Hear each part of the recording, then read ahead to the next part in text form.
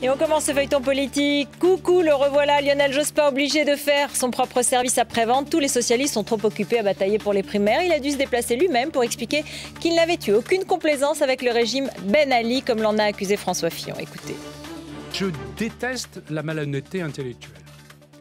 Jacques Chirac invite, avant même que je sois Premier ministre, M. Ben Ali. Je le reçois par obligation protocolaire, je fais le minimum syndical. Je n'ai jamais fait preuve, dès l'époque de M. Bourguiba, et je pourrais en citer beaucoup d'exemples, de complaisance à l'égard des dirigeants tunisiens.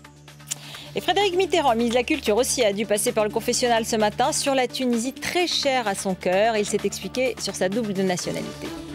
J'avais organisé pendant un temps très long et avec mes faibles moyens une année de la Tunisie en France qui a été un très grand succès. Prenez la liste de tous les gens que j'ai mis en valeur durant cette année-là et la plupart étaient des gens qui étaient en délicatesse, si ce n'est en opposition avec le régime. Il se trouve que, sans doute, peut-être que le régime a essayé de me récupérer en me donnant la nationalité, mais je n'ai pas fait de compromis. Et pour finir ce feuilleton, un petit comparatif entre la visite en France et aux États-Unis de Hu Jintao. Même tapis rouge, vous le voyez. Aux États-Unis, c'est le vice-président Joe Biden qui l'a accueilli. Même roulement de tambour devant l'Élysée, devant la Maison-Blanche. Même tenue de gala, vous allez le voir, pour les premières dames. Jolie la rouge.